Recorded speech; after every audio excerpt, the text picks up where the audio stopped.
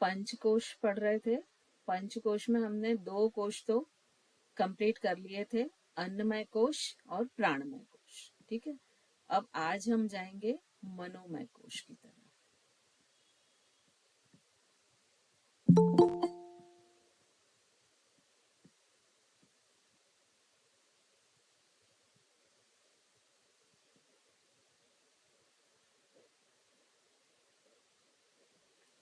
अभी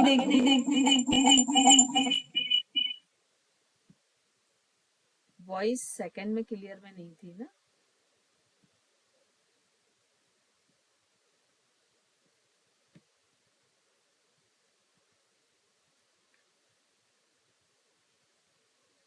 voice clear आ रही है? थम्स अप करके बता दीजिए। Yes ma'am.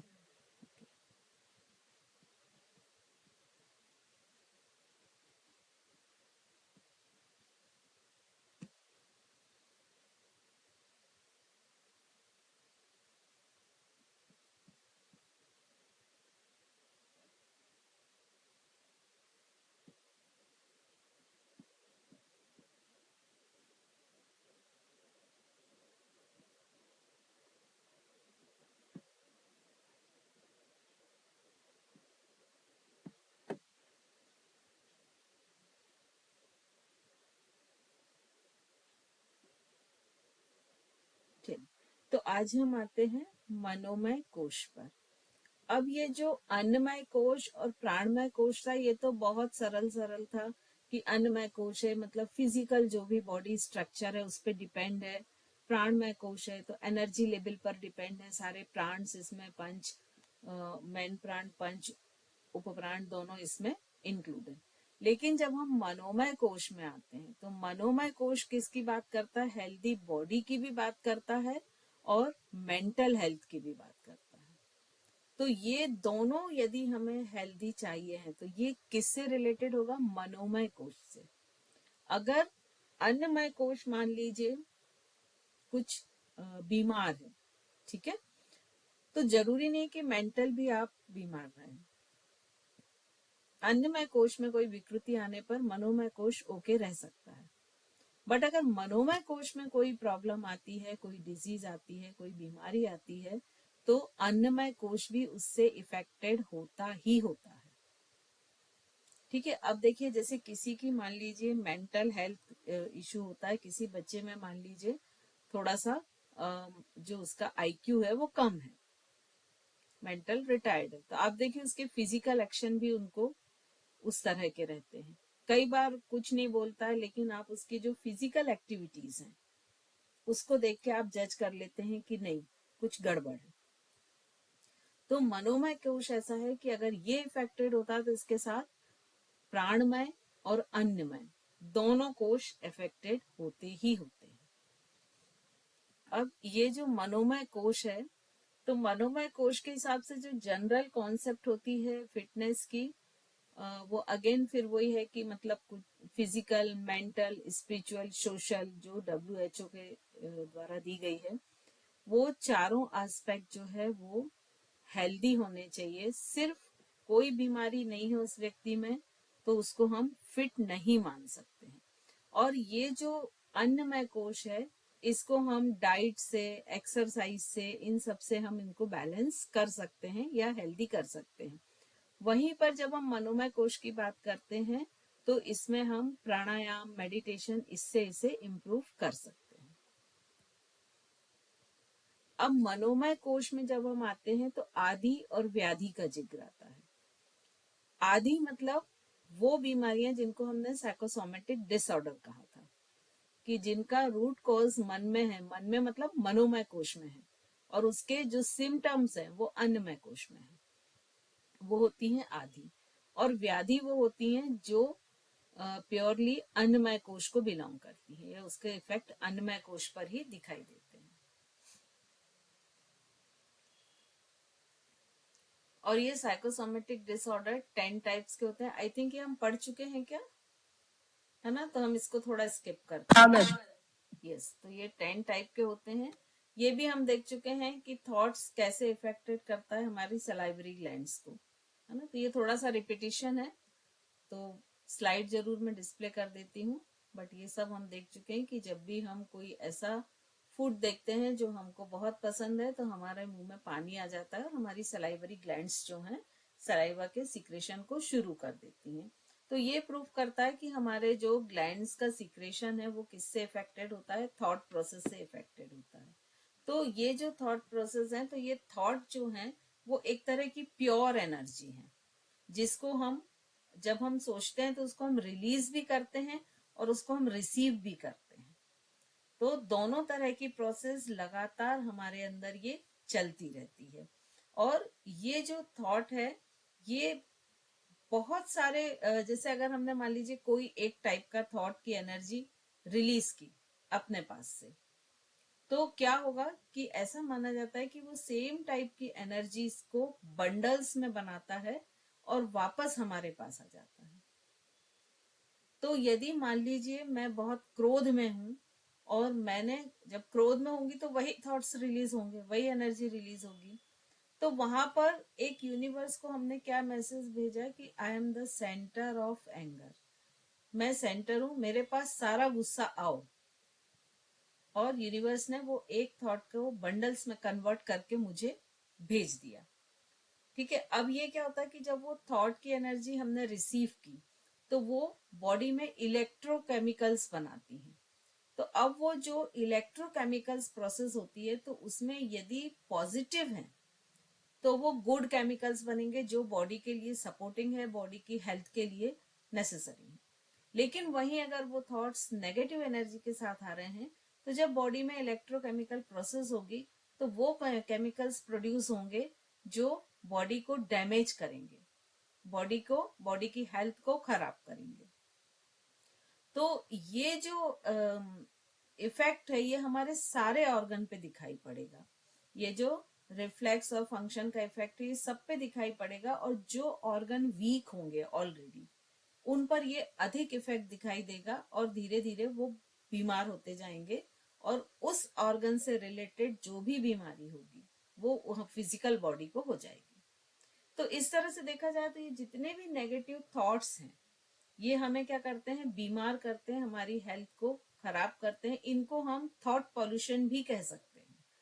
जैसे आप देखिए कि हमारे आसपास जो एयर है अगर वो प्योर है, उसमें ऑक्सीजन है, तो वो आपको क्या कर रही है, हेल्दी बना रही है। आप उसमें डीप ब्रीदिंग कर रहे हैं तो आप और हेल्दी हो रहे हैं, आपकी बॉडी हेल्दी हो रही है। बट यदि वो मान लीजिए पॉल्यूटेड हो जाए और फिर आप डीप ब्रीदिंग करेंगे तो क्या होगा, आप प्रोसेस तो वही कर रहे हैं डीप ब्रीदिंग की, बट वहां पर वो एयर क्या कर रही है, आपको अंदर जाके हेल्थ देने की बजाय बीमारियां दे रही है। तो वही सेम प्रोसेस काम करती है थॉट एनर्जी के साथ।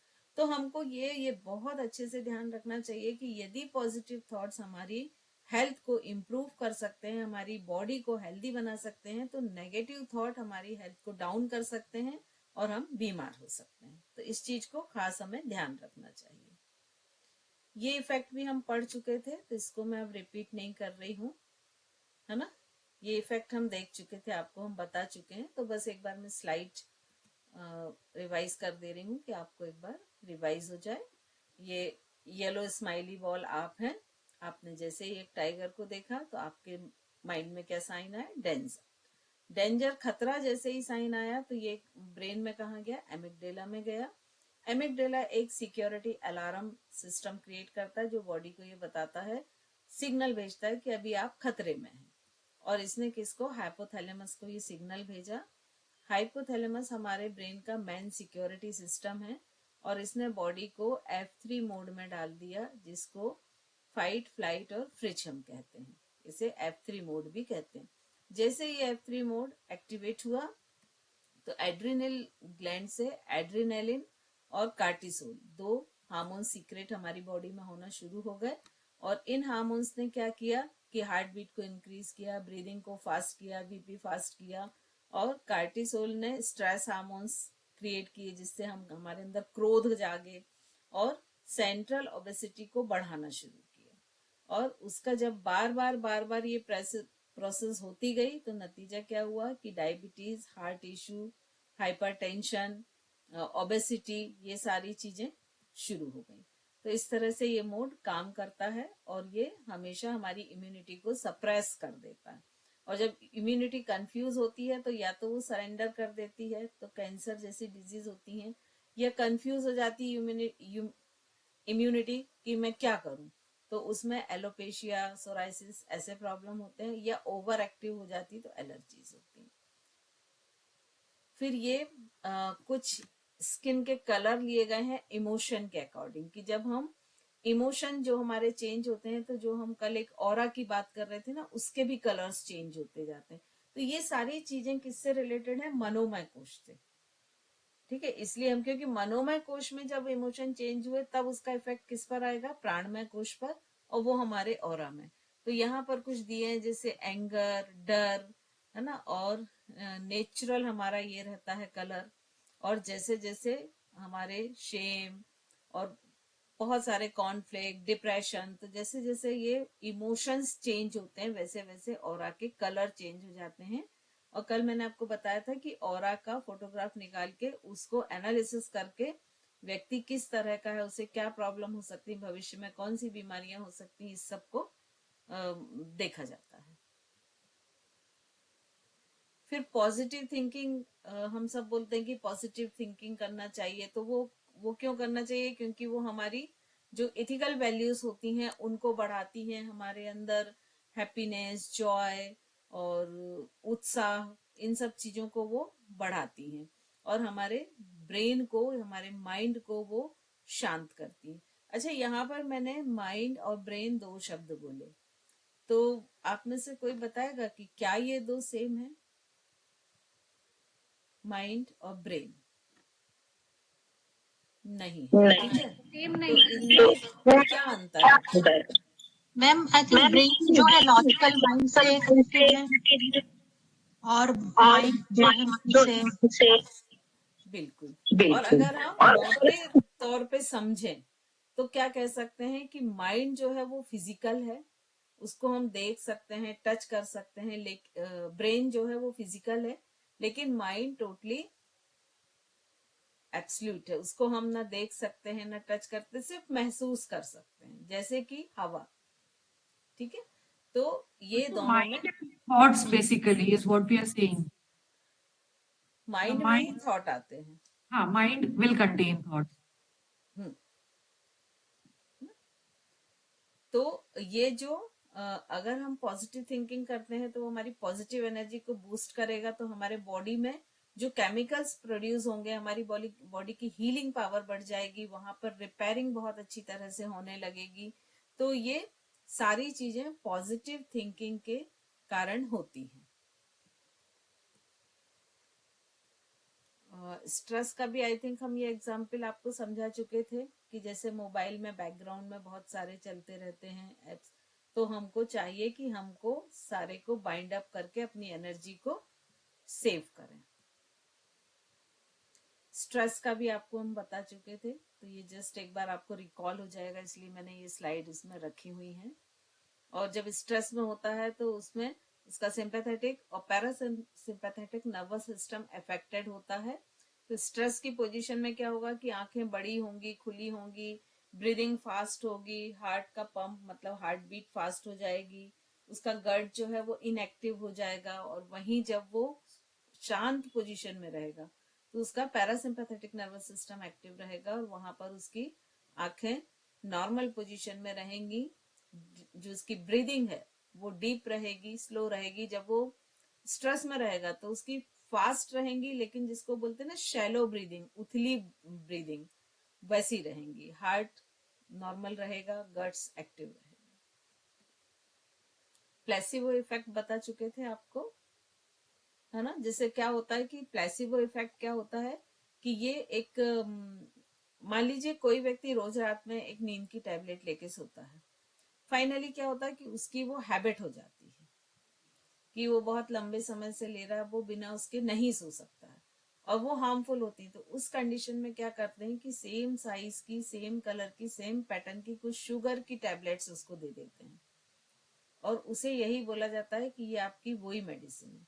और वो लेने के बाद भी उसकी बॉडी में बिल्कुल वही इफेक्ट होते हैं जो वो स्लीपिंग पिल्स लेता था। तो ये प्लेसिबो इफेक्ट कहा जाता है। और फैंटम आर्म्स क्या होता है, ये आपको हमने शायद बताया था कि आर्मी में कई बार या किसी एक्सीडेंट में किसी व्यक्ति का कोई एक हाथ कट गया, और चूंकि वहां पर बहुत वो एक लंबे समय तक एक दर्द से गुजरा था, तो उसको कई बार ऐसा लगता है कि मुझे वहां दर्द हो रहा है, जबकि उसका हाथ है नहीं। तो उसको जो भी उसकी सर्जरी करनी है, वहां पर पट्टी बांधनी है, वहां इंजेक्शन जो कुछ भी करना है, वो सब उसकी आई को ढककर, और बोला जाता है कि हम उस हाथ में वो सारी चीजें कर रहे हैं, और जिससे उसको रिलीफ मिलता है।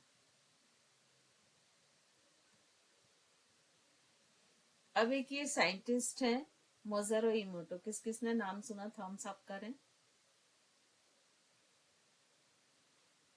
ये जो मोज़ारो इमोटो है, इन्होंने चक्र पर भी बहुत काम किया है, और इन्होंने वाटर मॉलिक्यूल पे लगभग 10 से 15 साल काम किया है। और उन्होंने ये पाया कि जैसे मान लीजिए 2 बॉटल उन्होंने पानी का रखा, एक ऐसे ग्रुप के सामने रखा कि जो उस पे लगातार प्रेयर या आई लव यू, आई या कोई भी प्रेयर हो रही हो, या कोई केयरिंग वाली इमोशंस हो, या करुणा या मैत्री, मतलब जो पॉजिटिव इमोशंस होते हैं वो उस पर प्रोजेक्टेड कर रहे हैं। वही दूसरी बॉटल पर उन्होंने जो ग्रुप था वो कंप्लीटली नेगेटिव जो इमोशंस है उसको प्रोजेक्ट कर रहे थे, जैसे I hate you, I will kill you, इस टाइप के। तो उन्होंने पाया कि जो पॉजिटिव जो हो रहे थे, जितने भी इमोशंस, उसके जो मॉलिक्यूल्स हैं, ये देखिए ये एक बहुत सुंदर स्ट्रक्चर को ले रहे थे, लेकिन जहां नेगेटिव हो रहे थे आई हेट यू, तो ये इसका स्ट्रक्चर बहुत ही विकृत बन रहा था। ठीक है।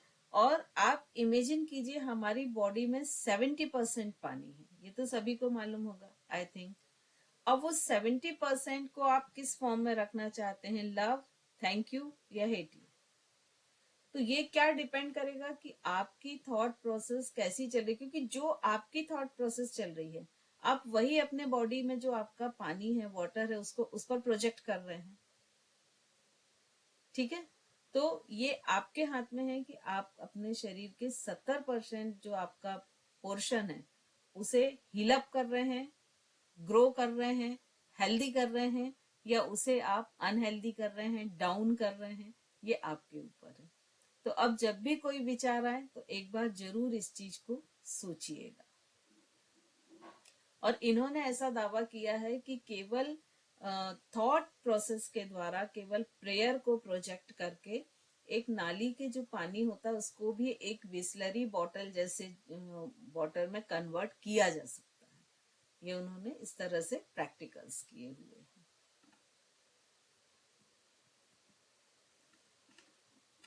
अब विज्ञानमय कोश पर हम आते हैं। तो विज्ञानमय कोश के लिए यहाँ मेन इंटेलिजेंस रहती है ना, बुद्धि का यहाँ पर निवास होता है। और वो बुद्धि जो आपको अध्यात्म की ओर ले जाती है। बेसिकली अध्यात्म कह सकते हैं, या ये कह सकते हैं कि आपके जो अनकॉन्शियस में या आपके डीएनए में जो बहुत सारा डाटा पड़ा है, उनसे ये जोड़ने की कोशिश करती है कि मैं कौन हूँ, मैं कहाँ से आया हूँ, मेरे इस धरती पे आने का उद्देश्य क्या है, मुझे किस तरह जाना चाहिए। तो ये सारा विज्ञानमय कोश में होता है। एक तरह से हम ऐसा कह सकते हैं कि जब आप में वास्तविक आध्यात्म का जागरण होने लगे, या आपकी कॉन्शियसनेस हायर होने लगे, तब इस कोश का जागरण होता है। और इसे फाइन या परिष्कृत कैसे कर सकते हैं, सोहम साधना, स्वर योग होता है, कुछ ग्रंथियां होती हैं। ह्यूमन बॉडी में 3 ग्रंथि मानी गई हैं, ब्रह्मा, विष्णु और रुद्र। तो इन ग्रंथियों की साधना करके और इन सबके इससे इस कोश को इम्प्रूव किया जा सकता है, इसको ग्रो किया जा सकता है। फिर लास्ट है आनंदमय कोश। तो आनंदमय कोश वो है जहां पर प्योर कॉन्शियसनेस है, जहां पर किसी भी तरह के दुख का, पेन का, दर्द का कोई भी भान नहीं है, सारी चीजों का अभाव है। तो यहाँ पर क्या होगा कि जब इस कोश में व्यक्ति पहुंच गया, तो वहां मतलब उसकी आत्मा पे जितने आवरण पड़े हुए थे वो सब हट गए। जो भी अविद्या का, माया का, जितने भी ये मलिन आवरण थे वो सब हट चुके हैं। अब उसको पूरा सर्व सत्य एनलाइटेड वो हो गया है। है ना, केवल ज्ञान की उसको प्राप्ति हो गई है। तो अभी अब उसके सामने क्या रहेगा, सिर्फ आनंद, शांति, स्थिरता, खुशी, निश्चिंतता, ये सारी चीजें उसके साथ रहेंगी और बाकी सारी चीजें जो हैं उनका अभाव हो जाएगा। और यहाँ पर वो साधक कैसा हो जाएगा, गुणातीत हो जाएगा, मतलब त्रिगुणों का उस पर कोई प्रभाव नहीं पड़ेगा। जीवन मुक्त अवस्था है, मतलब वो जीवित है लेकिन उसकी अवस्था कैसी हो गई, मुक्ति वाली हो गई। मतलब देह मुक्ति नहीं हुई है तो इसको हम जीवन मुक्ति बोलते हैं। तो ये वो मुक्ति की अवस्था में आ गया है और इसमें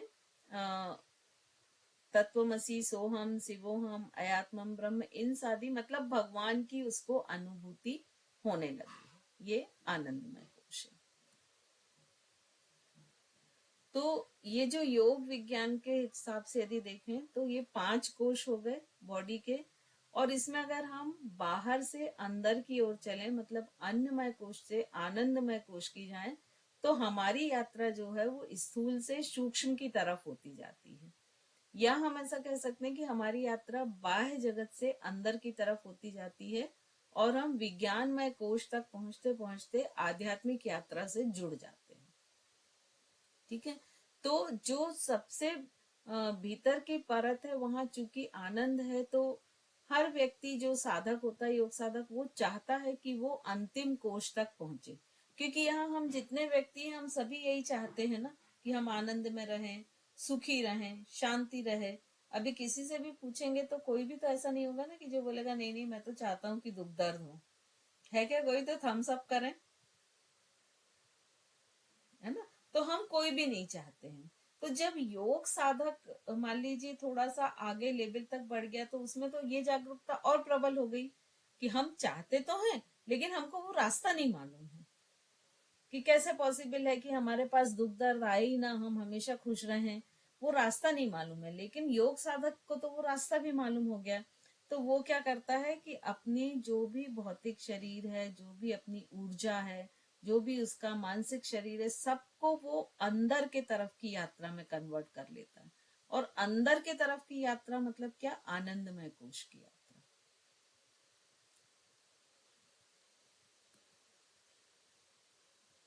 तो जो आनंदमय कोश में जब कोई भी व्यक्ति पहुंच जाता है, मतलब देखिए जब वो अन्नमय कोश में था तो उसके पास विद्या का बहुत अभाव था, है ना? वो बहुत सारी चीजें कोई भी उसके सामने नहीं खुली थी, उसमें नॉलेज बहुत कम था। लेकिन जब वो प्राणमय कोश में गया तो वो ऊर्जा लेवल पे समझने लगा, मतलब उसका ज्ञान थोड़ा सूक्ष्म हो गया। लेकिन जब वो मनोमय कोश में गया तो और सूक्ष्म हुआ, और जब वो विज्ञानमय कोश में गया तो उसके अंदर इतनी हलचलें होने होती है, इतनी जिज्ञासा होती है कि वो अपने आप को फिर उसी लाइन पे आगे बढ़ा देता, फिर विचलित नहीं होता है। लेकिन मनोमय कोश तक पहुंचने तक व्यक्ति अंदर या बाहर दोनों तरफ जा सकता है, क्योंकि वहां तक पहुंचने के बाद उसकी चूंकि अभी कॉन्शियसनेस हायर नहीं हुई है, तो वो बहुत सारी चीजों को चेंज करके हो सकता है वापस प्राणमय और अन्नमय कोश की तरफ चला जाए। लेकिन जब एक बार मनोमय क्रॉस हो जाता है तो फिर उसकी आध्यात्मिक यात्रा अंदर की तरफ ही होती है। अब यहाँ पर जो मनोमय कोश में असंतुलन होता है तो उसके फलस्वरूप क्या होती है, आधी बीमारियां होती हैं।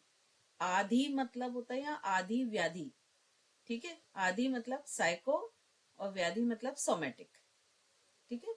तो ये जो बीमारी होती है, जब ये लगातार वहीं पड़ी हैं, उनके बीच पड़े हुए हैं और लगातार कोई कंडीशंस उनको फेवरेबल मिल रही हैं, तो वो क्या होंगी कि धीरे धीरे प्राणमय कोश में जाएंगी और प्राणमय कोश से धीरे धीरे आगे बढ़ते हुए अन्नमय कोश में जाएंगी।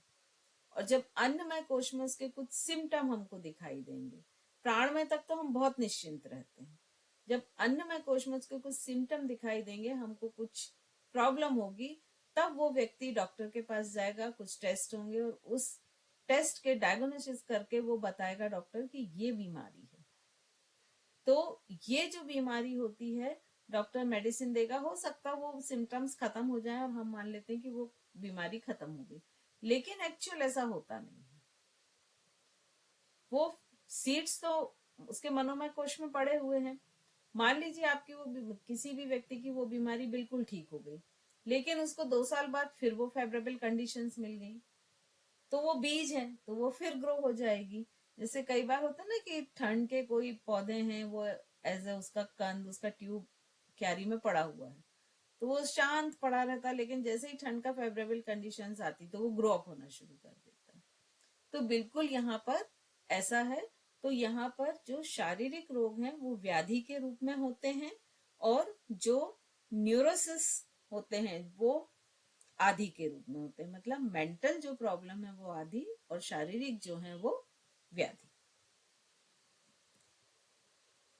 और गीता में जब आनंदमय कोश में कोई भी व्यक्ति पहुंच जाता है तो उसे स्थित प्रज्ञ कह के उस व्यक्ति को संबोधन दिया है। स्थित प्रज्ञ मतलब क्या होता है कि वो कोई भी परिस्थिति में समभाव में रहता है। जैसे अगर उसको कोई ऐसी चीज मिल गई जो बहुत खुशी देने वाली हो, तो भी वो खुशी से विचलित नहीं होता। कई बार होता ना कि जब कोई खुशी की खबर मिलती है तो हम इतने आकुल व्याकुल हो जाते हैं कि हम सामने वाला कुछ बोलता तो हम उसको कुछ बोल देते हैं, लेकिन 2 दिन बाद जब हम सोचते हैं तो हमको लगता है यार ये नहीं बोलना चाहिए था, ये गलत है। जिसको कहते हैं कि हम अपनी खुशी संभाल नहीं पाते, है ना, ऐसे ही दुख में है। तो ये व्यक्ति समभाव की स्थिति में रहता है, चाहे सुख हो चाहे दुख हो। इसीलिए इसको स्थित प्रज्ञ, प्रज्ञ मतलब बुद्धि, तो उसकी बुद्धि स्थित हो गई है, स्थिर हो गई है। अब उसके सामने अगर बुरी परिस्थिति आए तो भी वो सहज भाव से उसको झेल लेगा, उसके सामने बहुत अच्छी आए तो भी वो सहज भाव से झेल लेगा। कोई प्रिय व्यक्ति आए तो उसके अंदर राग की भावना पैदा नहीं होगी। कोई ऐसा व्यक्ति आए कि जिसको वो बिल्कुल नहीं पसंद करता है तो द्वेष की भावना नहीं आएगी। दोनों को वो समभाव से देखेगा। तो ये जो स्थित प्रज्ञ व्यक्ति होता है वही समाधि का अधिकारी माना जाता है। अब यहाँ पर जो मस्तिष्क के मध्य भाग को ब्रह्मरंध्र माना जाता है। ब्रह्मरंध्र क्या होता है कि एक जैसे बहुत हजार पंखुड़ी वाला कमल हो, है ना, उस तरह का रहता है। और अगर साइंस के पॉइंट ऑफ व्यू से देखें तो यहाँ पूरा एक ग्रुप ऑफ मॉलिक्यूल पाया जाता है जिसको RAS सिस्टम बोलते हैं, रेटिकुलर एक्टिवेटिव सिस्टम। तो जब तक वो एक्टिवेट नहीं होता है तब तक आपका इमोशन वाला पोर्शन स्टार्ट नहीं होता है। आपके जैसे हम बोलते हैं ना कि हम जैसा सोचते हैं, जैसा विचार करते हैं, वैसा ही हमारा भविष्य बनता जाता है। वो कब बनता है कि जब वो थॉट आपके RAS में चला जाता है, जब RAS उसको एक्सेप्ट कर लेता है तभी वो एग्जीक्यूट होता है। अदरवाइज वो एक एनर्जी की तरफ बाहर चला जाता है। ठीक है, तो ये ब्रह्मरंध्र है जो हमने अभी बात की है कि जो सिर के बिल्कुल ऊपर तालु स्थान, या जैसे छोटे बच्चे होते हैं ना तो उनका एक पोर्शन आपने देखा होगा बहुत सॉफ्ट होता है यहाँ का, तो वो स्थान पर इस ब्रह्मरंध्र को माना जाता है योग के अकॉर्डिंग। और यहीं पर जो क्राउन चक्रास या सहस्त्रार चक्र है वो माना जाता है। हिंदू धर्म के भी अनुसार ये एक रंध्र ऐसा माना जाता है जहां से मनुष्य के प्राण निकलते हैं। प्राण निकलने का एक मार्ग ये भी माना जाता है ब्रह्मरंध्र। और हम लोग भी देखिए जब वो करते हैं, गंधोदक लेते हैं तो यहाँ पर लगाते हैं। क्यों? क्योंकि ये जो ब्रह्मरंध्र होता है ये एनर्जी के लिए बहुत सेंसिटिव होता है और वो हाईली पॉजिटिव है। जो आपने गंधोदक लिया है तो वो उस पॉजिटिविटी को बॉडी में खींच लेता है। फिर ये जो अभी हम RAS सिस्टम की बात कर रहे हैं, तो ये जो ब्रह्मरंध्र होता है यहीं पर वो जो लोटस होता है या एक मॉलिक्यूल गैंग्लियन होता है, तो इसको 2-3 नामों से पुकारा जाता है, लेकिन फेमस ये रेटिकुलर एक्टिविटी सिस्टम के नाम से ही होता है, RAS के नाम से। लेकिन इसको डिफ्यूज थैलेमिक प्रोजेक्शन भी बोला, सिस्टम भी बोला जाता है, स्पेसिफिक थैलेमिक प्रोजेक्शन सिस्टम भी बोला जाता है। लेकिन अगर आप इन जनरल देखेंगे तो ये RAS के नाम से ही फेमस है। तो जब आनंदमय कोश का जागरण हो जाता है और कोई साधक की चेतना आनंदमय तक पहुंच जाती है तो वो अपने देवत्व की यात्रा को पूरा कर लेता है।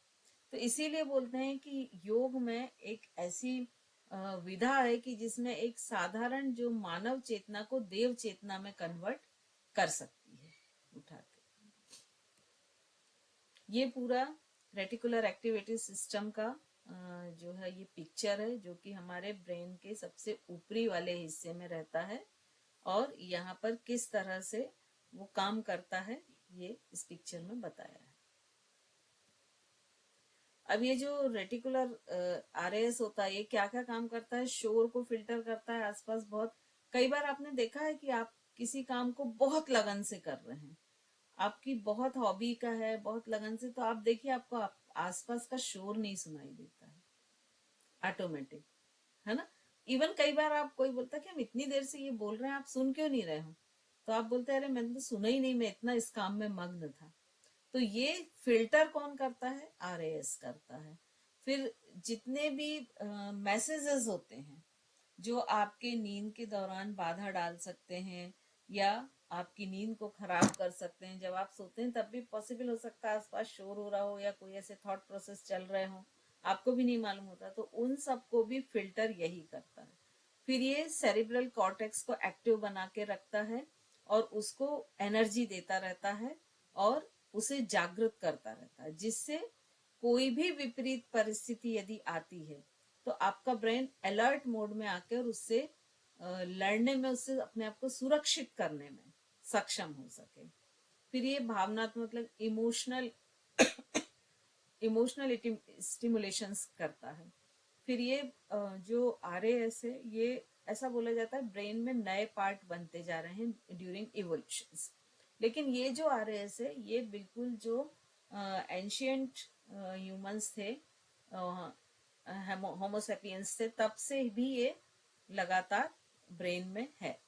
और ये जो सेंसरी मैसेज होते हैं उनको ये ट्रांसमिट करता है, और थैलेमस से भी ये जुड़ा रहता है, और सेरिब्रल कॉर्टेक्स के जरिए सारे सेंसरी ऑर्गन्स जो होते हैं उनको सेंसरी मैसेज जो है वो ट्रांसमिट करता है। तो अब जो चक्र का कल कोई पूछ रहा था ना, तो ये जो चक्र है, इसके बाद चूंकि हम चक्र पढ़ेंगे, तो चक्र और प्राणों का क्या रिलेशन है वो है, जैसे सहस्त्रार चक्र है, ये धनंजय और व्यान प्राण से रिलेटेड है। विशुद्धि उदान से, देवदत्त से। अनाहत जो है वो प्राण से है। मणिपुर समान से है, कृकल से है। मूलाधार अपान और कूर्म से है। तो ये जो है ये चक्र का प्राण, जो पंच मेन प्राण है और पंच उप प्राण है, दोनों से इनका रिलेशन है।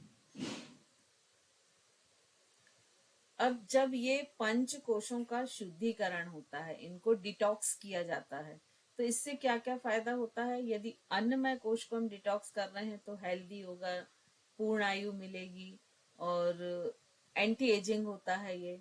और इसके उपाय क्या क्या होते हैं? योग, आसन, उपवास, तत्व शुद्धि और तपश्चर्या। फिर प्राणमय कोश में ऐश्वर्य, पुरुषार्थ, ओज, तेज, यश, ये सारी चीजें एनर्जी से रिलेटेड हैं, क्योंकि, है ना। और इसको कैसे शुद्धिकरण कर सकते हैं? प्राणायाम, बंध, मुद्रा, जो 3 लॉक्स होते हैं, बॉडी लॉक्स, वो बहुत इफेक्टिव होते हैं ये प्राणमय कोश के लिए। फिर मनोमय कोश से क्या होता है? आकर्षक व्यक्तित्व मिलेगा, धैर्य रहेगा, मानसिक संतुलन रहेगा, एकाग्रता रहेगी, आपकी बुद्धि तीव्र रहेगी, आप में डिसीजन लेने का पावर बहुत अच्छा रहेगा, कि डिसीजन तो हर स्टेज पे व्यक्ति लेता है, लेकिन यहाँ पर आप एक गुड डिसीजन ले पाएंगे। तो ये सारी चीजें रहेंगी। और इसको प्यूरिफाई कैसे किया जाता है? जप, ध्यान, त्राटक और तन्मात्रा साधन। विज्ञानमय कोश, अति इंद्रिय, जिसको 6 सेंस बोलते हैं, वो डेवलप हो जाता है, दिव्य दृष्टि आ जाती है, देवी गुण आ जाता है, सज्जनता और सहृदयता, क्योंकि बिना इन दोनों गुण के विज्ञानमय तक व्यक्ति पहुंच ही नहीं पाएगा। और इसके उपाय क्या क्या है? सोहम साधना, आत्मानुभूति योग, स्वर संयम और ग्रंथि भी। लास्ट, आनंदमय कोश, आत्मा से साक्षात्कार होगा, ईश्वर दर्शन होंगे और अखंड आनंद की, जहां पर सिर्फ आनंद ही है। और इसको कैसे किया जाता है? नाद साधना, बिंदु साधना, कला साधना और तुर्य स्थिति। तो ये पूरे इसकी एक समरी है कि कौन कौन से कोश होते हैं, उनके क्या लाभ हैं और क्या उनको परिष्कृत करने के या उनको डिटॉक्स करने के क्या उपाय हैं। और ये जो पंच प्राण आपको बताए थे, पंच प्राण आपको डिटेल में पढ़ना है कि जितना पढ़ चुके उतना बहुत है? पढ़ा दीजिए। तो कल अपन पंच प्राण लेते हैं। आज आपके कोश यहाँ कंप्लीट हो गए हैं, है ना। तो कोश से रिलेटेड हम क्वेश्चन आंसर ले लेते हैं।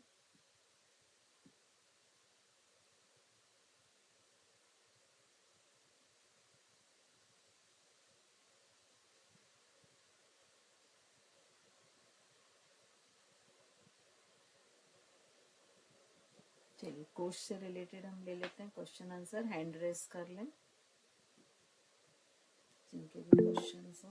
जी सुप्रिया जी मैम कोश से रिलेटेड नहीं है, दोष से रिलेटेड एक क्वेश्चन है पूछिए। कि जैसे हम वात दोष में कहते हैं, या मतलब मेरी एक क्वेरी है बेसिकली कि वात दोष वालों को उपवास करने चाहिए या नहीं करने चाहिए? देखिए ये सिर्फ एक चीज पर नहीं फैक्टर होगा, है ना। ये बहुत सारी चीज पे ठीक है, वात दोष है आपको वो ठीक है, लेकिन बाकी तत्व कैसे हैं, कौन सा गुण प्रधान है, और उपवास किस तरह का कर रहे हैं आप। क्योंकि उस उपवास के भी बहुत सारे, जैसे अगर आज के हम इन जनरल हिंदूज के उपवास की बात करें तो उपवास का मतलब होता है कि आपकी जो एलिमेंट्री कैनाल है, जो जीआई है, उसको रेस्ट देना, है ना। उन चीजों का सेवन करना जिसके डाइजेशन में कम समय लगता है, इजीली डाइजेस्ट हो जाती हैं। लेकिन आज के आप उपवास की देखिए क्या चीजें रहती हैं, डीप फ्राई हैं सारी चीजें। तो वो उपवास एक्चुअली धार्मिक रिचुअल पॉइंट ऑफ व्यू से बिल्कुल ठीक है ना। इवन जैन उपवास भी आप देखिए, व्रत या उपवास कि अनाज भी खा लिया उसी समय, फल भी खा लिया, अब मिलने वाला नहीं उसी समय, जिसको चाय की हैबिट उसने चाय भी पी ली। तो एक्चुअली ये उपवास का बेनिफिट आपको कभी नहीं देंगे, आप कितना भी कर लीजिए। उपवास या व्रत का जो हम हेल्थ पॉइंट ऑफ व्यू से कर रहे हैं, मैं उसकी बात कर रही हूँ, ठीक है। उसका सीधा सा कॉन्सेप्ट क्या है कि मैक्सिमम कच्चा खाइए, जैसे आप फल खाइए, सलाद खाइए, ढेर सारे खाइए, 10 बार खाइए, कोई दिक्कत नहीं, और ढेर सारा पानी पीजिए, है ना। तो अब अगर वात की प्रॉब्लम है तो उपवास हम कर सकते हैं, लेकिन उसमें हम जो खाने के लिए जो चीजें चूज करेंगे वो नहीं करेंगे कि जो वात को बढ़ाए। तो अगर हम डिटॉक्सिफिकेशन के लिए व्रत कर रहे हैं या उपवास कर रहे हैं, तो उसमें अगर आप पानी की क्वांटिटी कम कर देते हैं तो बॉडी डिटॉक्स हो ही नहीं सकती। तो जैसे आजकल बहुत लोग ऑप्शन लेते हैं ना कि चलो करना तो है, एक धार्मिक वाले ही कर लेते हैं तो दोनों चीजें हो जाएंगी। तो इस गलतफहमी में हम बिल्कुल ना रहें, दोनों के पैटर्न डिफरेंट है। मैम जो निर्जल उपवास करते हैं हम लोग, तो उसमें बॉडी डिटॉक्स नहीं होती? कैसे होगी भाई, देखिए आपको कहीं भी क्लीन करना है, ठीक है। मान लीजिए आप, हम प्लेटफॉर्म का एग्जाम्पल लेते हैं, आपने वहां पर रोटी बनाई हुई है, ढेर सारा आटा वाटा फैला हुआ है, अब आपको फाइनली इसको क्लीन करना है, साफ करना है, तो आप कैसे करेंगे। आप उसको कपड़े से, सूखे कपड़े से कितना भी पोंछ दीजिए, आप झाड़ू से झाड़ दीजिए, लेकिन जब तक आप उस पर पानी नहीं डालेंगे तब तक वो पूरी क्लीन नहीं होगी। तो अगर बॉडी को डिटॉक्स करना मतलब क्या होता है कि जितना स्मॉल इंटेस्टाइन में, स्टमक में या लार्ज इंटेस्टाइन में जो भी डिपॉजिट है वो पूरा बॉडी के बाहर कर देना, और वो बाहर करने का एक ही जरिया है पानी, उसके अलावा दूसरा कुछ भी नहीं। मैम मतलब उस केस में जल उपवास करना इज मच मोर बेनिफिशियल, अगर आप दोनों ही तरीके के फास्ट को मर्ज करना चाह रहे हो तो इसीलिए दोनों का कॉन्सेप्ट अलग अलग है, तो हमें भी दोनों को मर्ज ना करके अपना पहले हम इंटेंशन देखें कि हम क्यों करना चाह रहे हैं, है ना। फिर उस इंटेंशन तो पे हम, निर्जल उपवास में फिर क्या होता है? हमारी मशीनरी तो बिल्कुल, उसको तो रेस्ट मिलता ही है ना? नहीं किडनी पे एक्स्ट्रा लोड आता है आपका, तो किडनी नहीं करना जान रही चाहिए? है वो, देखिए डिपेंड करता है आपकी बॉडी की कैपेसिटी पे। मान लीजिए आपने 6 दिन बहुत सफिशिएंट पानी पिया है, 4 से 5 लीटर, फिर एक दिन आप निर्जर कर लेते हैं, इट्स ओके, कोई दिक्कत नहीं है। लेकिन लगातार करके अगर बॉडी को डिहाइड्रेट करेंगे तो वो हार्मफुल ही है। जिस दिन भी ब्रेन डिहाइड्रेट हो जाएगा, तो आपने वो सुना ना, मृग मारीचिका और इल्यूजन्स होने लगते हैं जैसे ही ब्रेन डिहाइड्रेट होता है। तो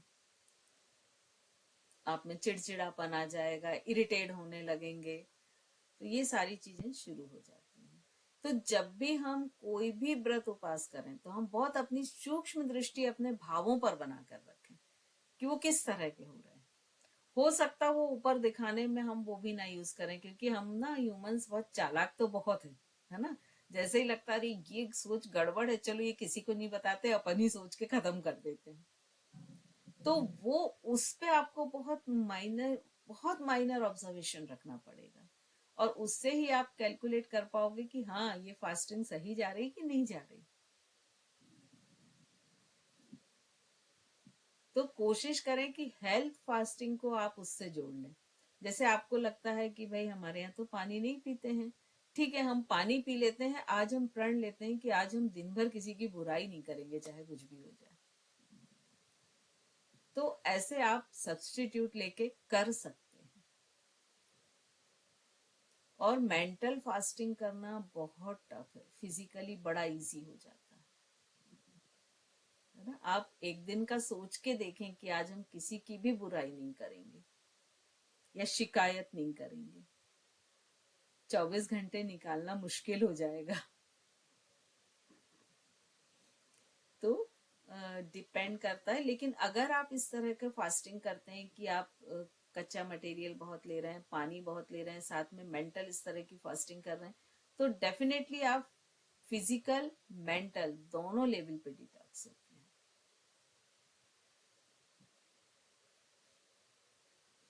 क्या हुआ सुप्रिया जी?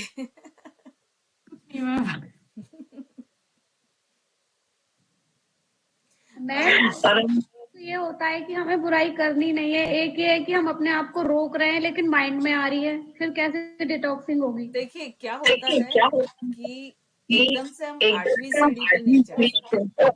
म्यूट कर लें। हम एकदम से 8वीं सीढ़ी पे नहीं चढ़ सकते। हमको 1 2 3 ऐसे करके ही 8वीं पे, ज्यादा हो तो आप 2 4 6 8 कर सकते हैं, लेकिन आप 3 भी नहीं कर पाएंगे। तो स्टार्टिंग में हम कोशिश करें धीरे धीरे, और अगर हमारा ये अवेयरनेस हम में आ गई कि हमको ये नहीं करना है। अभी तो क्या हो रहा है कि हमें ये अवेयरनेस भी नहीं है ना, कि जो मन आया वो सोचते चले जा रहे हैं, सोच ही तो रहे हैं। मेरा मन हो रहा है कि एक जोरदार थप्पड़ मारे। मैम आपकी क्लास से तो आ रही है, अभी कुछ आता है तो ऐसा लगता है कि अपने जाने कौन कौन से कोर्स खराब हो रहे हैं, रहने ही दो, फालतू में अपना ही नुकसान। देखिए यही जो है, ये आपकी अवेयरनेस जाग रही है। इसके पहले तो हमने ये भी नहीं सोचा था ना। अगर हम इतना भी सोच पा रहे हैं, मतलब हमने पहली सीढ़ी तो चढ़नी शुरू कर दी है, और जब हम ऐसे ही चढ़ेंगे तभी 8वीं तक पहुंच पाएंगे। तो ये भी, इसके लिए भी आप बधाई के पात्र हैं कि यदि ये आप में जागरूकता आ गई, ये अवेयरनेस आ गई है कि हम अपने आप को ही सेव कर लें, बाकी तो जो है सो वो रहने दो। तो ऐसे ही धीरे धीरे जब बढ़ती जाएगी ना, तो 8वीं सीढ़ी तक भी हम जरूर पहुंचेंगे, और फिर वो थॉट आना भी बंद हो जाएंगे कि क्यों करना। देखो क्या होता है, जैसे आपने देखा कि अगर कोई व्यक्ति पत्थर तोड़ता है तो उसके ये मसल्स ऑटोमेटिक डेवलप हो जाते हैं। कोई यदि वो साइकिल रिक्शा चलाता है तो उसके लेग मसल्स डेवलप हो जाते हैं। तो ये हमारी ह्यूमन बॉडी में एक स्पेशल क्वालिटी है कि हम जिस साइड जो काम करना चाहते हैं ना, ये उसको डेवलप कर देती है। तो जब हमें ये एक अवेयरनेस आ गई कि हमको क्यों ही करना है, तो ये बार बार जब करेंगे ना, तो ये धीरे धीरे आना बंद हो जाएंगे। तो आप बहुत बहुत बधाई के पात्र हैं कि ये एक अवेयरनेस आपके अंदर आ गई है। मैम एक क्वेश्चन था मेरा, जैसे मतलब हम लोग जैसे कार्डियो या कुछ हैवी एक्सरसाइज करते हैं तो हीट जनरेट होती है बॉडी में, तो कई बार ऐसी फील होती है जैसे कि बहुत सारी जो सुई है ना वो पिंच कर रही है, या फिर धूप में बैठने से भी यूं इस तरह से लगता है कुछ चुभता है फेस पे या बॉडी में। ऐसा क्यों होता है? एक्चुअली देखिए, मैं आपको एक चीज बताऊं। जब हम एक्सरसाइज करते हैं तो हमको अपने सराउंडिंग एटमॉस्फेयर के लिए बहुत अलर्ट होना होगा। जैसे पहले गलती लोग क्या करते हैं कि मान लीजिए एक्सरसाइज कर रहे हैं, ठंड है, स्वेटर वेटर पहन के कर रहे हैं, अब एक्सरसाइज करेंगे तो गर्मी लगेगी, है ना। खुले में कर रहे हैं, पार्क में कर रहे हैं कि भाई खुले उसमें, और स्वेटर उतार दी, वो बीमारी की सबसे बड़ी वजह होती है। तो हमेशा ठंडे गर्म को आपको बचा के रखना है।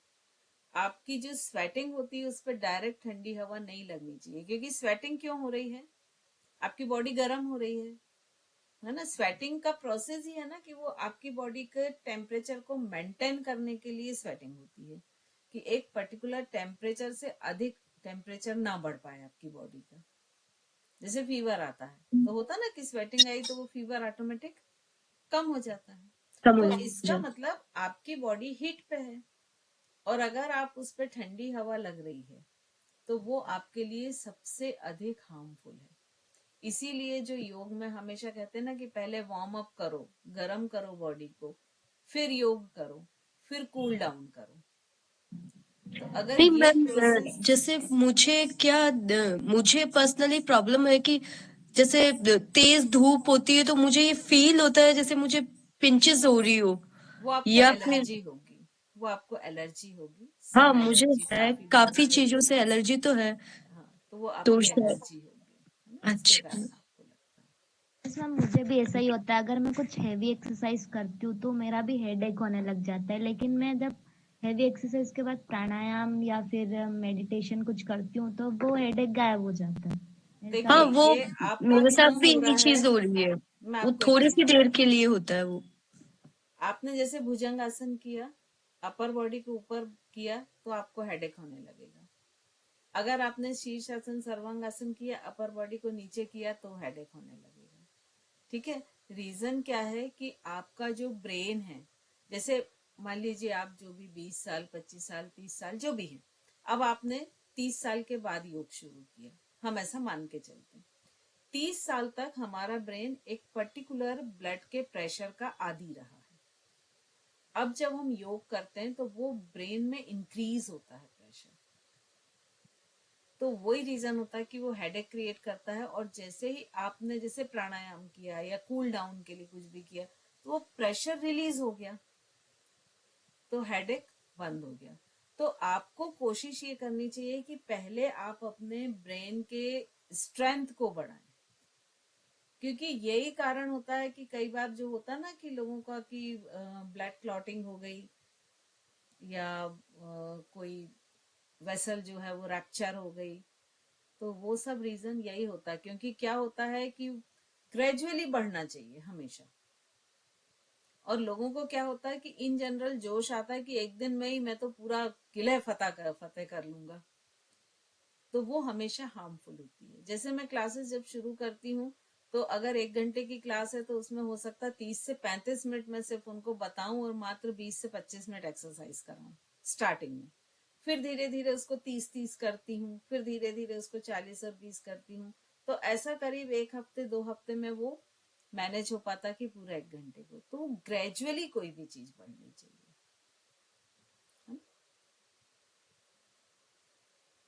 आई थिंक सभी के क्वेश्चन हो गए। मैम सेम कई बच्चे जैसे लोग है ना, जैसे शवासन से वो डायरेक्ट उठ जाते हैं तो भी उनको एकदम ब्लैकआउट हो जाता है।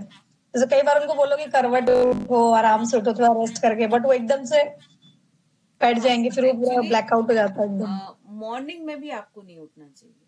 आप लोग ने ये शायद सुना होगा कि सबसे ज्यादा जो कार्डियक अरेस्ट होता है वो मॉर्निंग में होता है, और वो भी ठंड में, और वो भी मंडे के दिन। इसीलिए ब्लू मंडे कहा जाता है मंडे को, है ना। तो उसका कारण क्या होता है कि जैसे ठंड के दिन है, आप ऑब्वियसली कुछ रजाई या ब्लैंकेट कुछ लेके सो रहे हैं। सपोज आप 6 घंटे या 8 घंटे कोई भी व्यक्ति सोया, ठंड में थोड़ा ज्यादा भी सो लेते, फिर भी एक 6-7 घंटे तो सभी सोते ही। तो वो 6-7 घंटे तक आपकी स्पाइन कैसे रही, ऐसे हॉरिजेंटल पोजीशन में, और गर्म रही। क्योंकि आप ऊपर से ढके हुए हैं तो आपकी पूरी बॉडी गर्म है। अब आपने देखा अलार्म बजे 7 बजे फटाक से ऐसा खुला, अरे लेट हो गया आज तो, और सीधे खड़े हो गए, तो क्या हुआ, ये बॉडी को आपने ट्रामा में डाल दिया। एक तो गर्म से एकदम ठंडे में लेकर आ गए। आजकल देखिए छोटे बच्चों को कार्डियक अरेस्ट बहुत हो रहा है। क्यों हो रहा है? स्कूल के लिए देर हो रही, माँ सीधे बिस्तर से उठाती है और बाथरूम में खड़ा कर देती है। ठीक है ना। दूसरा क्या हुआ कि आपकी स्पाइन जो 8 घंटे से ऐसी थी वो अचानक आपने ऐसी कर दी, तो जो सर्कुलेशन जो हॉरिजेंटल चल रहा था पूरा, वो वर्टिकल हो गया। तो ये सारी चीजें जो हैं, इन सब में प्रिकॉशन लेना बहुत जरूरी है। इसीलिए चाहे आप हो चाहे बच्चे हो, जब सो के उठते हैं तो उसके बाद के 5 मिनट बहुत इंपॉर्टेंट होते हैं। जब भी नींद खुले, आराम से 2 से 3 मिनट अपने आप को खुली आंखों में वैसे ही छोड़ दो, जिस भी पोजीशन में है, अंदर ही थोड़ी सी पोजीशन शिफ्ट करो जो भी। उसके बाद हमेशा कम से कम 1 मिनट को आप कोई एक करवट लेके और उठ के बैठ जाएं धीरे से, पैरों को नीचे लटकाएं। आसपास जो भी शॉल स्वेटर आप कुछ तो रख के सोएंगे, तो आप उसको नहीं रखते तो रख के सोएं, उसको पहने। हमको लगता है अरे अभी 5 मिनट में तो ब्रश करके चेंज करना है, नहीं, वो 5 मिनट ही बहुत डेंजर हो जाते हैं। कार्डियक अरेस्ट होने में कितना, कुछ सेकंड लगता है। तो वो स्वेटर या वो पहने, और जब आपके कम से कम 1 मिनट बैठे हुए हो जाते हैं तब खड़े हों और 1 मिनट खड़े पोजीशन में रुकें, उसके बाद चलना शुरू करें। तो ये जो 4-5 मिनट का शेड्यूल है, ये चाहे बच्चे हों चाहे हम हैं, सभी को फॉलो करना चाहिए। और खासकर अगर अधिक एज हो जाती तब तो बहुत जरूर करना चाहिए फॉलो।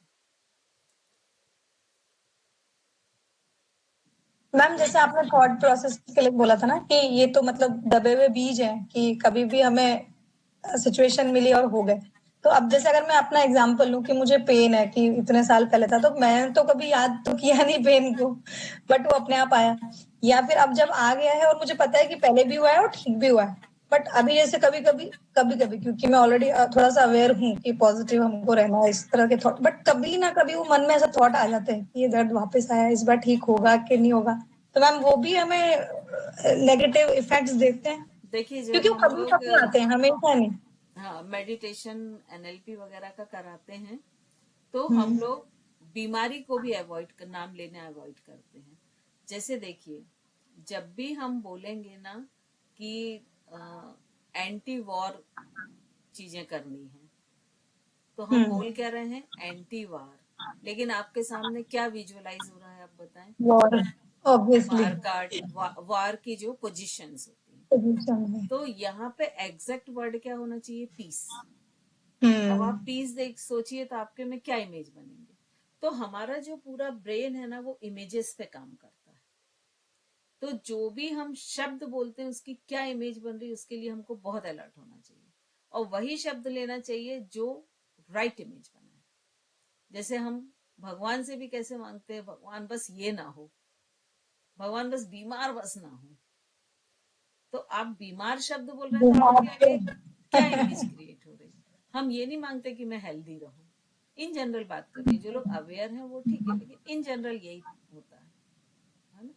तो हमेशा शब्दों का सिलेक्शन बहुत सावधानी से होना चाहिए कि हम कौन से शब्द बोल रहे हैं, क्योंकि वही आपके ब्रेन में इमेज क्रिएट करेंगे और वही आपका फ्यूचर बनाएंगे। हाँ वही मैम, क्योंकि जैसे अब मुझे मालूम है कि लास्ट टाइम भी देखिए हुआ था और ठीक हो गया था विद इन 15 देखिए डेज, कुछ ना कुछ मैंने अपना आपको है बताया ना, था कि बट वो फिर वापस। लॉ ऑफ जी कैंसिलेशन एक होता है, ठीक है। वो यही स्टार्टिंग प्रैक्टिस के लिए होता है। और वो कैसे होता है कि जैसे आपने बोला कि कभी ना कभी एक क्षण के लिए तो ये थॉट आ ही जाता है ना। आपने अभी बोला ये सबके साथ होता है, ठीक है। तो अब लॉ ऑफ कैंसिलेशन क्या कहता है कि जैसे ही ये थॉट आपके मन में आया, जैसे सपोज आए कि पता नहीं इस बार क्या होगा, मैं पेन ये बना तो नहीं रहेगा, लेकिन, किंतु, परंतु ऐसे वर्ड उसके साथ जोड़ें, है ना। जैसे यहाँ तक तो आपने सोच लिया कि बना रहेगा, नहीं लेकिन पिछली बार ये किया था तो ठीक हो गया था, तो इस बार भी ठीक हो जाएगा। तो क्या होगा कि ये जो सेकंड पार्ट है, ये आपके फर्स्ट पार्ट की एनर्जी को कैंसिल कर देगा, ठीक है। इसको कहते हैं लॉ ऑफ कैंसिलेशन। तो ये जितने ऐसे थॉट्स आते हैं कोई भी हमारे नेगेटिव, क्योंकि हम ह्यूमंस हैं और ये हमारी हैबिट है कि नेगेटिव आते हैं, नेगेटिव थॉट्स अच्छे भी हैं, है ना। नहीं तो फिर वही होगा कि एक माउंटेन पे खड़े हुए बोले अरे मैं तो मर ही नहीं सकता है, जंप लगा दी कि डर के आगे जीत है। क्यों? क्योंकि नेगेटिव थॉट नहीं है। लेकिन वहां हमको कौन रोक रहा है? नेगेटिव थॉट ही रोक रहा है ना, कि नहीं नहीं ऐसा ना हो पत्थर से टकरा जाओ, है ना, या हाथ पैर टूट जाए या डेथ हो जाए। तो नेगेटिव थॉट्स भी अच्छे हैं, बस वो उनका स्विच हमारे हाथ में होना चाहिए। जैसे फैन होता ना घर में, कि अभी ठंड है तो हम उस स्विच पे हाथ भी नहीं रखते हैं, लेकिन गर्मी होगी तो उसको प्रेस भी करेंगे, उसकी स्पीड भी मैनेज करेंगे। तो वो जो स्विच और स्पीड है ना, वो आपके कंट्रोल में होनी चाहिए, चाहे वो हाँ मैम। पॉजिटिव चाहे नेगेटिव। हाँ, कई बार लूप लूप में भी फंस जाते हैं। वो लूप जो है वो कंटिन्यू चलता रहता है कि हुआ था नहीं हुआ था, ओके ठीक हो गया था, बट इतनी वो करनी पड़ी थी, फिर वापस वो, और मतलब पूरा ऐसा। और वो हमेशा नहीं होता, वो कभी कभी। कभी और कभी होता स्पेशली है। जब अकेले होते हैं, स्पेशली जब अकेले होते हैं, फर्स्ट जब बच्चों के जैसे साथ हैं, हस्बैंड के साथ, या अपनी क्लासेस में है, तो नहीं नहीं हो जाएगा, ठीक हो जाएगा, कुछ नहीं। बट लूप जब से अकेले हुए बचने तब। का, देखिए लूप से बचने का एक ही तरीका होता है कि जैसे ही फर्स्ट थॉट आए नेगेटिव, आप एकदम अलर्ट हो जाएं, आपका अलार्म बन जाए। जो एमिगडेला है ना, वो एकदम अलार्म बजा दे कि अलर्ट रहो, नेगेटिव आ रहा है, और आप उस पर लॉ ऑफ कैंसिलेशन इम्प्लीमेंट कर दें। जैसे ही आप करेंगे आपका लूप वहीं टूट जाएगा। लेकिन यदि आपने उसको थोड़ी भी एनर्जी दी, थोड़ा भी उसको अवेयरनेस दी, थोड़ी भी उसको वैल्यू दी, तो वो रुक जाएगा। मैम ये सब पॉसिबल थोड़ी होता है रूटीन में, बिल्कुल हम होता भूल जाते हैं कि क्या कर रहे हैं। बार बार नहीं, प्रैक्टिस ऑब्वियसली करेंगे। प्रैक्टिस से होगा। देखिए प्रैक्टिस सी से हो हमारी जाता बॉडी, हमारी बॉडी इसके लिए भी हैबिचुअल है। ठीक है, कैसे? देखिए जब आप नया फोन लेते हैं तो कैसे एक एक चीज देखते हैं, अच्छा यहाँ पे ये, और वो ही फोन आप 6 महीने बाद किसी का फोन आता तो आप बिना देखे उसको ऐसे कट कर देते हैं या उठा लेते हैं, जो भी आपको करना। तो ये मैकेनिज्म, ये जो रिफ्लेक्स एक्शन है, ये हमारी बॉडी की एक कुदरती देन है, हमको क्रिएट करना है। जैसे जो कार नहीं चलाता है, उसको अगर मैं कार चलाने दे दूं तो वो कितना पहले गियर की तरफ देखेगा, अच्छा मुझे 2 से 3 पे लेके जाना है। फिर हो सकता है वो एक्सीलेटर और ब्रेक की तरफ भी देखे, क्लिच की तरफ भी देखे। लेकिन जो हैबिचुअल हो जाता है, वो तो दूसरे से बात भी कर रहा है, फोन पे बात भी कर रहा है, और सामने कोई आया तो ऑटोमेटिक पैर उसका ब्रेक पे। क्यों? क्योंकि उसके रिफ्लेक्स एक्शन क्रिएट हो गए हैं। तो क्या होता है कि जिस चीज को हम जितना करते हैं ना, तो हमारा ब्रेन किससे बना है? न्यूरॉन से बना है, ये सबको मालूम है। न्यूरॉन कैसे होता है? स्टार लाइक बॉडी होती है, जिसको बॉडी कहते हैं, और एक बहुत लंबी ऐसी टेल होती है जिसको एक्सॉन कहते हैं। तो ये न्यूरॉन्स का स्ट्रक्चर होता है। तो क्या होता है कि जब हम कोई चीज बार बार करते हैं, तो ये जो न्यूरॉन्स होते हैं ये आपस में कनेक्ट होते जाते हैं। ठीक है, अब फिर भी हम कर रहे हैं तो उनके ऊपर एक माइलिन, एक केमिकल होता है, उसकी कोटिंग होती है। तो वो बिल्कुल कैसे हो जाते हैं? जैसे हमारे घर के इलेक्ट्रिक तार होते हैं ना, कि अगर मान लीजिए एक तार है, उसकी कोटिंग कम है, तो हमें काफी चांसेस रहेंगे कि वो हमें डैमेज कर दे, लेकिन वो मोटी होती जाएगी तो आप उतना सेफ होते जाएंगे। वैसे आप जितना वो स्किल करते जाएंगे, उतनी माइलिंग की कोटिंग उस पर होती जाएगी। और फाइनली एक समय ऐसा आएगा कि किन्हीं कारणवश यदि किसी की मेमोरी लॉस हो जाए, तो भी उसके स्किल लॉस नहीं होते हैं। यदि उसको स्विमिंग आती है तो वो ये भूल जाएगा कि मुझे स्विमिंग आती है, लेकिन यदि आप उसको पानी में डाल दो तो वो स्विम करने लगेगा। ठीक है, तो ये सब प्रैक्टिस ही इसको परफेक्ट बनाती है। मैम, एक कई बार ऐसा होता है ना, जैसे हम जॉइंट फैमिली में रह रहे हैं, तो जॉइंट फैमिली में बहुत सारी सिचुएशंस होती है जिस पर हमारा कोई कंट्रोल नहीं होता। हमारी लाइफ में बहुत सारे लोग इंटरफेयर करने वाले भी हो जाते हैं, और वो लगातार चलता रहता है। तो हम अपने थॉट प्रोसेस को कैसे पॉजिटिव रखें वहां पर? अगर कोई एक बंदा या दो बंदे वहां पर अपन को लगातार इस तरह से देते रहे, पॉजिटिव होने की पूरी कोशिश करते रहे, तो वो कोशिश कब तक रहेगी? लगातार तो नेगेटिव मिलता ही जा रहा है ना, एक एनर्जी ये हमें यूं आपके ऊपर है, ये आपके ऊपर है कि आपका विल पावर कितना स्ट्रांग है। म्यूट कर लीजिए। आपका विल पावर कितना स्ट्रांग है, आपका डिसीजन पावर कितना स्ट्रांग है, आप अपने एग्जिस्टेंस को कैसे बना के रखती। सी जब किसी की भी न्यूली मैरिज होती है ना, और अगर मुझसे बोलती ना कि देखो 1 घंटे अपने लिए दो, ठीक है, तो लोगों को बड़ा बुरा लगता है कि यार मेरा इतना अच्छा घर है, इतना अच्छा हस्बैंड है, इतने केयरिंग हस्बैंड है, इतना लव अफेक्शन है सब में, मैं क्यों अपने आप को 1 घंटे दूं। लेकिन वहीं जब वो 25-30 साल की शादी हो जाती है ना, और जब बच्चे बाहर चले जाते हैं पढ़ने, जब मैं पूछती हूँ ना तो फिर बोलते अरे यार उस समय 1 घंटा दे दिया होता तो आज मैं ज्यादा हेल्दी रहती। ठीक है, तो ये अपने ऊपर है, हम हमारे अंदर जो चल रहा है और हम जो है उसको दुनिया की कोई ताकत नहीं बदल सकती है जब तक आप खुद ना चाहो। तो ये आपके ऊपर है कि आप उसको मैनेज करना है। ठीक है, हम बहुत सी जगह होता है कि अब कोई किसी की बुराई कर रहा है, मैनेज करना है। अब दो होते हैं, या तो उस बुराई को आपने इमेज बना के अपने अंदर कैद कर लिया और जब भी वो व्यक्ति दिखा तो वो बुराई उसमें आपको एक पिक्चर की तरह दिखती है ना, और या उसको हाँ ठीक है जाने दो, होगी, हटा दिया। तो ये आपके ऊपर है कि आपको ब्रेन में रखना है कि नहीं। जैसे बिल्कुल वही है ना कि आपको अपने घर में किसको आने देना, किसको नहीं आने देना, तो ये डिसीजन तो आपको ही करना पड़ेगा। एक्चुअली मैम इमोशंस को यहाँ पे सप्रेस नहीं करना है, उनको मैनेज करना है। मैनेज करना है, उसको राइट वे देना है। राइट वे देना जिसको है। अंदर आना तो उसको हम रास्ता दिखा रहे हैं कि भाई आ जाओ अंदर, और जिसको नहीं लाना तो उसको हम बाहर का भी रास्ता दिखा रहे हैं कि भाई आप इस रास्ते से जाओ। तो जिसका जो रास्ता है वो हम उसको सही डायरेक्शन दे रहे हैं। ठीक है, नहीं तो जो बाहर का रास्ता दिखाना आप चालू कर दो